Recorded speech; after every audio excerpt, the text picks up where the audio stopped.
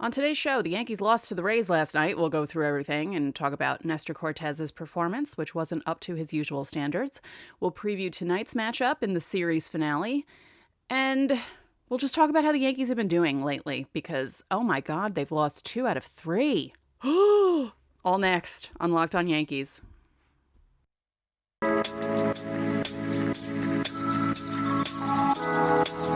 You are Locked On Yankees, your daily New York Yankees podcast.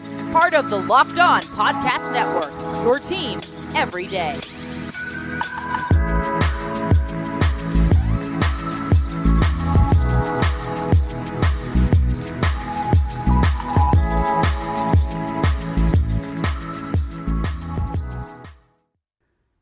Greetings, Yankees fans. Happy Wednesday. Is it a happy Wednesday? Not really. Welcome to Locked On Yankees, which is part of the Locked On Podcast Network, your team every day.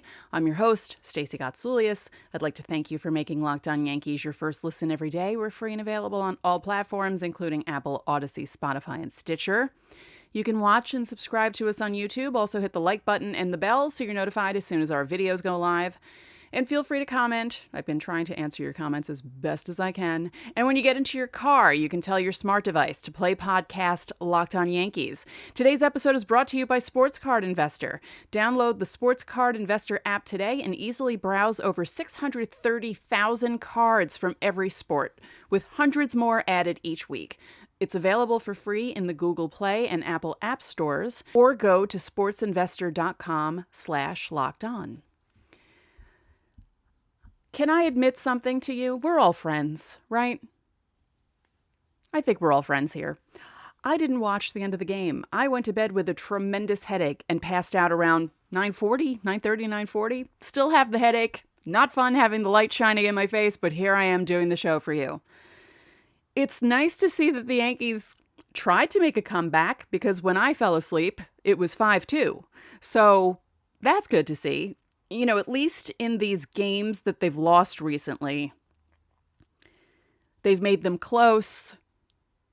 You know, they've tried to rally. They just haven't been able to rally, which is frustrating. But the team is 50-18. We don't have that many complaints yet, you know. Now, the disappointing thing about last night was obviously Nestor Cortes. He seems to be human lately, and only lasted 4 1/3, gave up 4 runs on 6 hits. No walks, 3 strikeouts, gave up the 3 home runs. I don't understand. Paredes. How do they say his name? I heard it last night, and I feel bad I'm getting it wrong. But this dude was batting... Like this game, the 3 home run game that he had, raised his average to 209. And I know we don't look at batting average, but we do when it's that low. So what the hell? Like, why is it always a guy like that that does something like that? Are you kidding me right now? Ridiculous. And then the Yankees couldn't do anything. Marwin Gonzalez and DJ LeMahieu got the runs batted in for the Yankees at least, but LeMahieu had 2 hits, Higashioka had 1, Gonzalez had 2. That was it. They had 5 hits all night.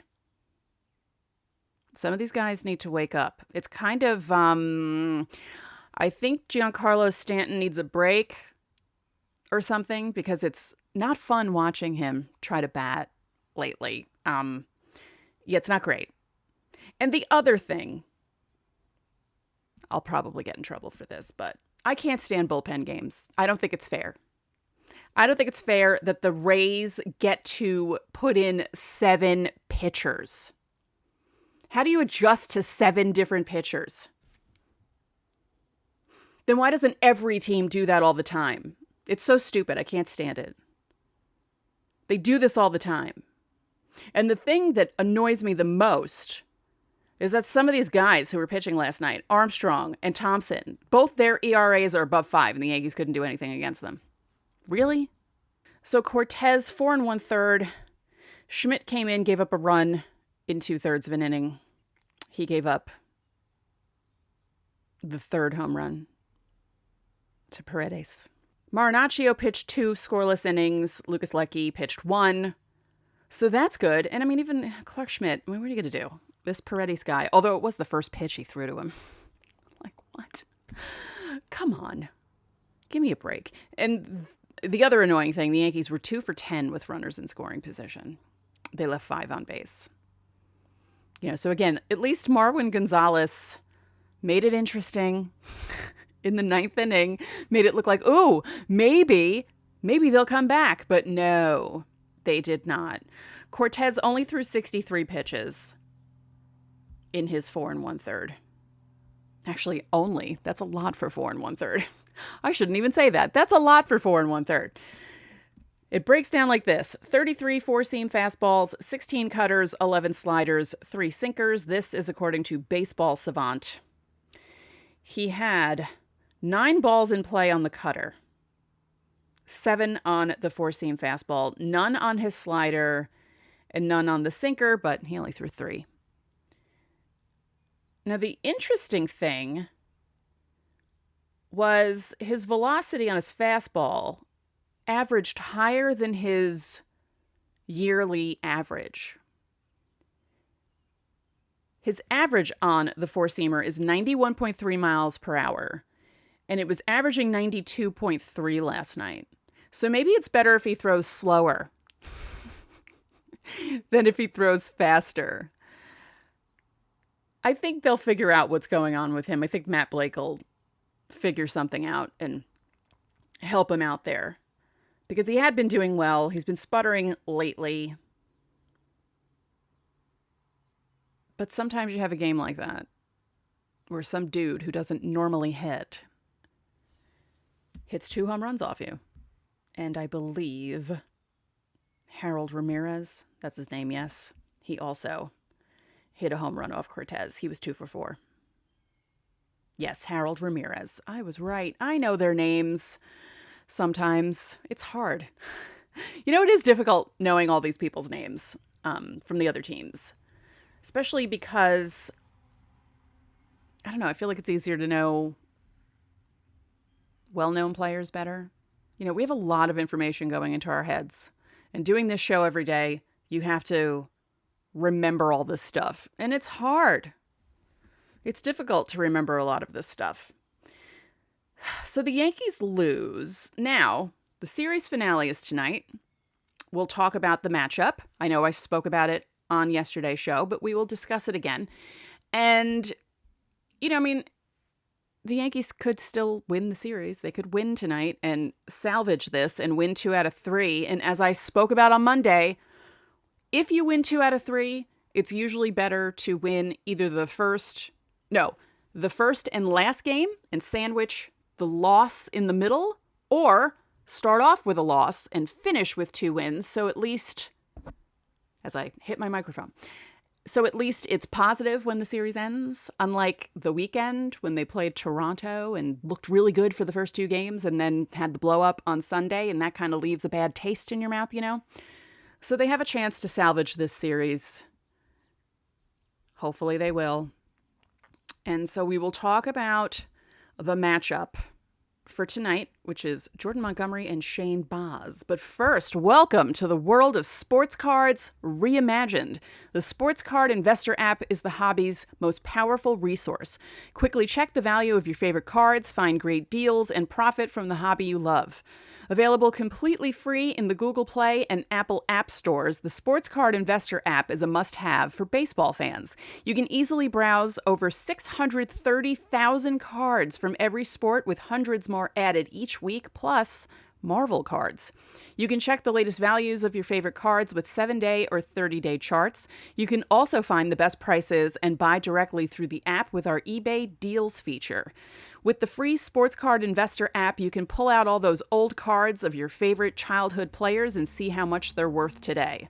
As I said last week, I looked up Don Mattingly and I found his 1984 Don Russ base card, and it was worth over $3,700. And I still have to look for my 1983 top set. It's somewhere in this house. Don't know where, but I need to find it and see how much some of those cards are worth. So download the Sports Card Investor app today. It's available for free in the Google Play or Apple App Stores, or go to sportsinvestor.com/lockedon. Thank you for making Locked On Yankees your first listen every day. We're free and available on every platform. One live NBA draft show is not enough for Locked On. The entire NBA channel is going live on NBA Draft Night. So if you have a favorite NBA team, make sure you subscribe now to their Locked On YouTube channel so you get notified when they go live on NBA Draft Night. So before we get into tonight's matchup, I'd like to mention the fact that all 3 home runs that Nestor Cortes gave up, the 2 to Paredes and the 1 to Harold Ramirez, were off his cutter. Now, after he hit the first home run off a cutter, why on earth would Kyle Higashioka call for another cutter?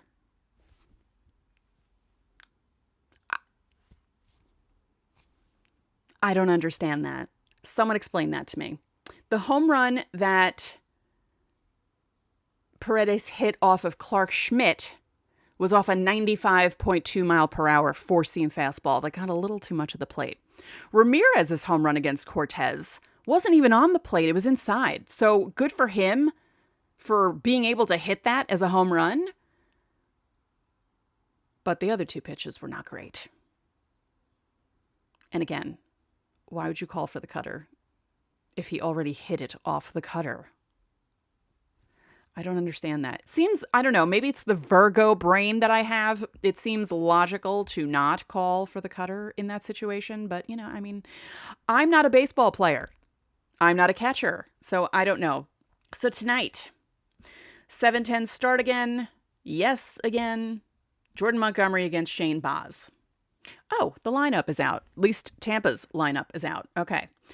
So it'll be Yandy Diaz, Harold Ramirez, Ji-Man Choi, Randy Arozarena, Isaac Paredes, Francisco Mejia. There we go. Got it. Josh Lowe, Vidal Brujan, Taylor Walls. Yankees don't have a lineup yet. So Montgomery's 3-1 with a 2.72 ERA, 56 strikeouts, and just over 72 innings. Shane Baz is 0-1 with a 5.40 ERA. He only just started pitching again. He had 2 starts. So against Montgomery, Mejia in 5 at-bats is batting .400, but he has a home run. Randy Arozarena, 15 at-bats, only batting .200, but he has 2 home runs and 4 runs batted in against Jordan Montgomery. The Yankees haven't faced Baz a lot at all. Anthony Rizzo, though, in 1 at-bat, has a home run. So, the rest of them, no. They haven't seen him. I'm still stuck on Kyle Higashioka calling for the cutter after he already hit a cutter. Let me know how you feel about that. Let me know if I'm just being too, what's the word? Like it really is my Virgo brain thinking, why on earth would you do that? Like, why? Now, apparently, it wasn't just the fact that Nestor Cortes didn't perform up to his standards that the Yankees took him out so soon after only 63 pitches. They're trying to manage his workload, which is understandable. You don't want to work these guys too much.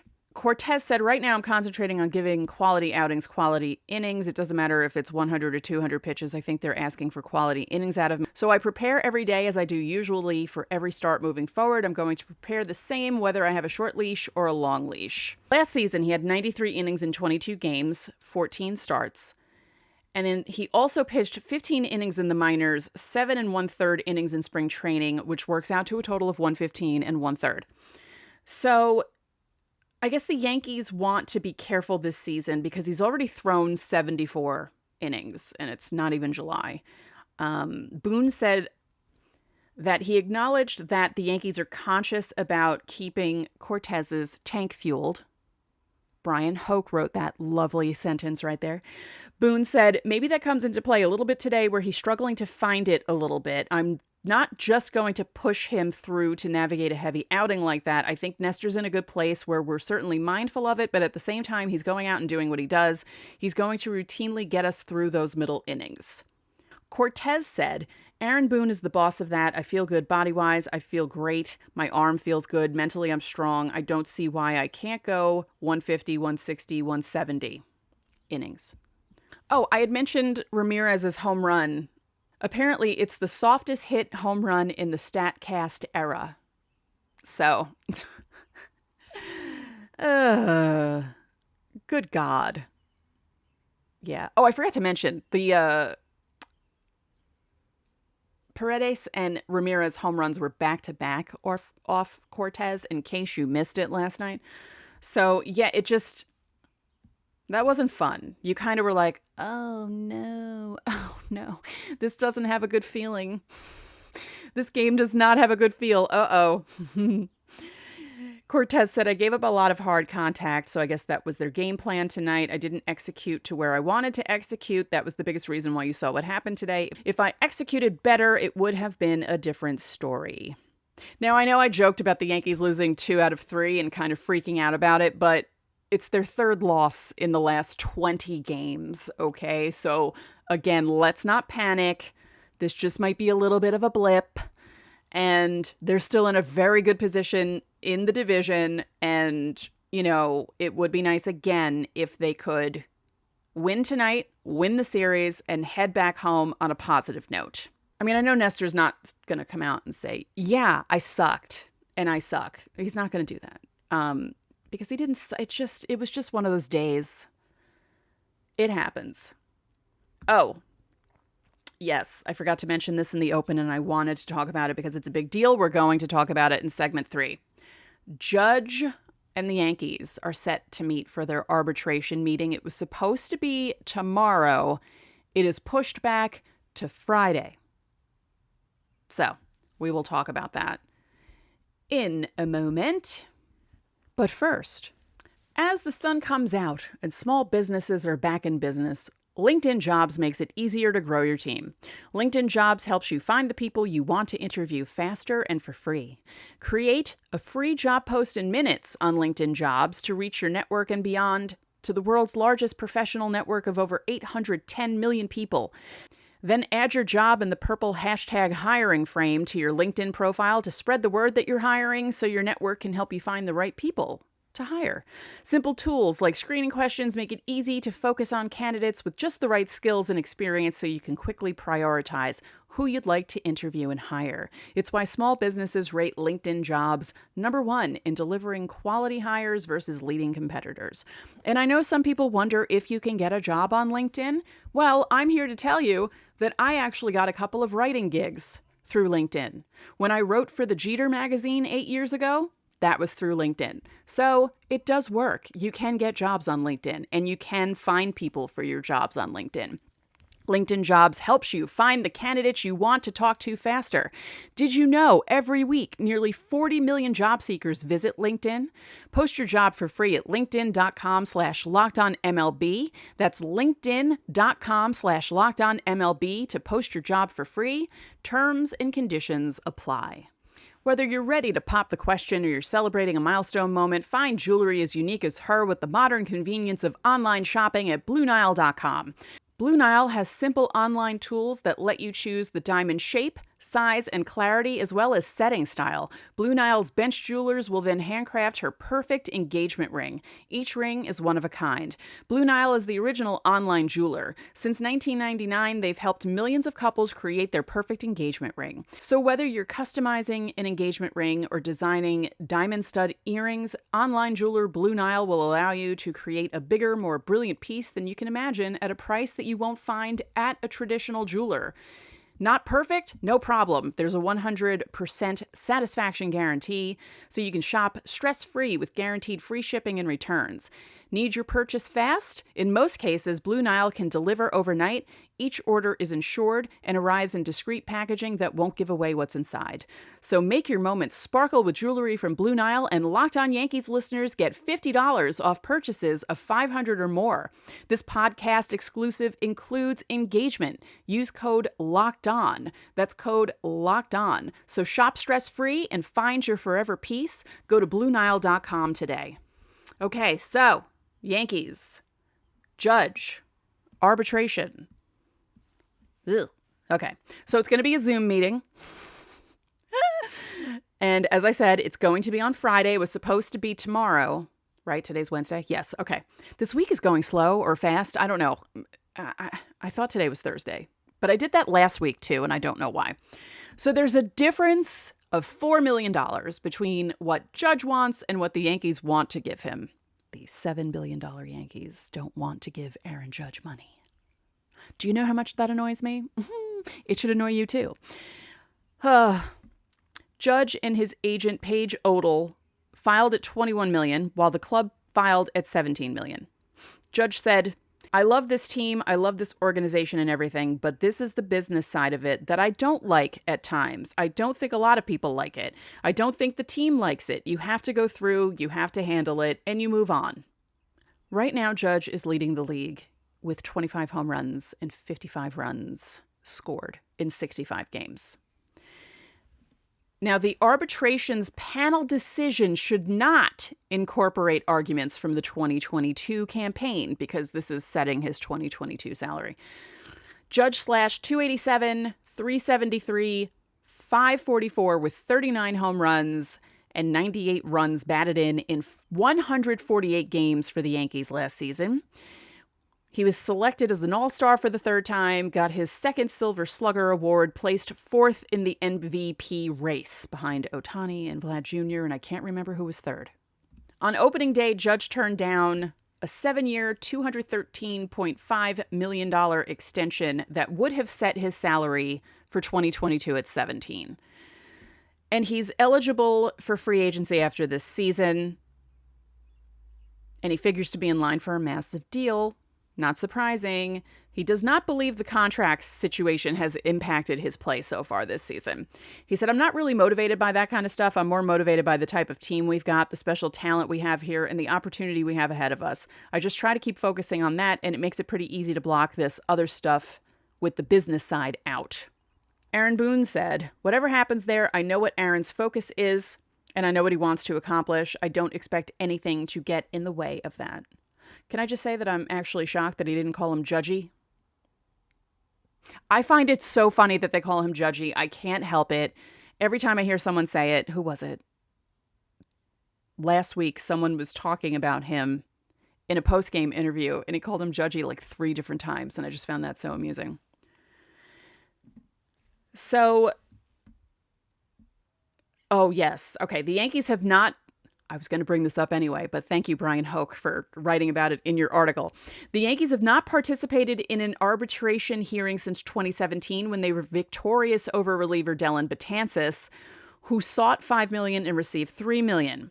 Betances, who participated in his hearing, was irked after team president Randy Levine blasted the request as having no bearing in reality. Do you remember that whole mess? Do you remember it? I remember it. Yeah. Judge said, he just didn't like how the process went, and he kind of mixed personal feelings with business. He gave a lot to this organization, and the numbers he put up for quite a few years, even though he wasn't a closer, he did a lot of special things. Maybe he thought he should get reciprocated for that, but it didn't happen. Judge said that he's spoken to some players who went through the arbitration process and hated it. Others told Judge that it was actually kind of good to hear what they say about me. Not if it's Randy Levine. Judge said that he would prefer to be in a physical room for the hearing, but he plans to take in every word. Judge said, I'm going to introduce myself to the arbitrators, then sit back and let my team do the work.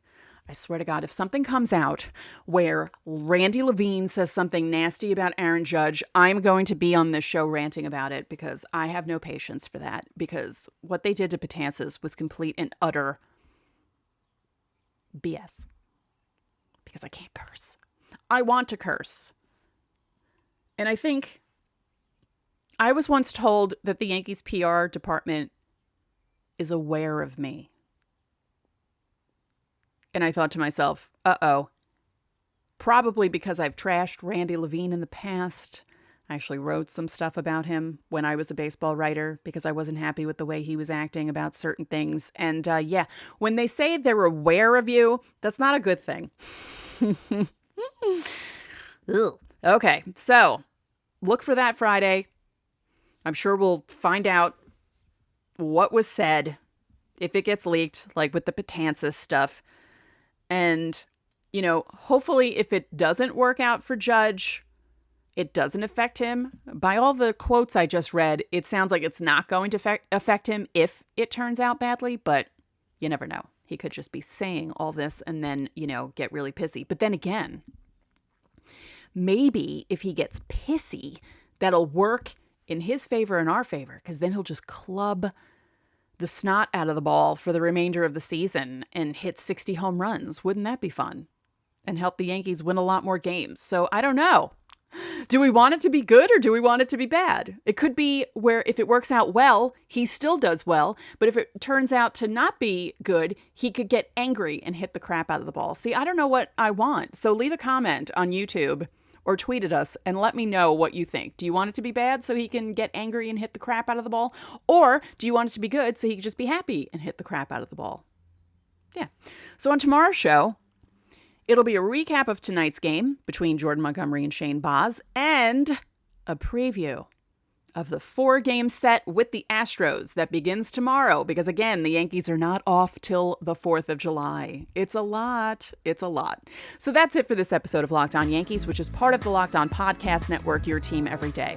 I'd like to remind you that you can listen to the show on Apple Podcasts, Google Podcasts, Odyssey, Spotify, Stitcher, or anywhere else you get your podcasts. You can watch and subscribe to us on YouTube. Again, like and comment, hit the bell. And when you get into your car, tell your smart device to play podcast Locked On Yankees.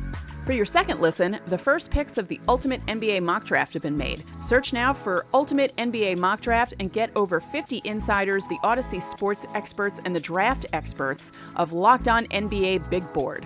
The 5-episode Ultimate NBA Mock Draft is underway, so make the Ultimate NBA Mock Draft your second listen today.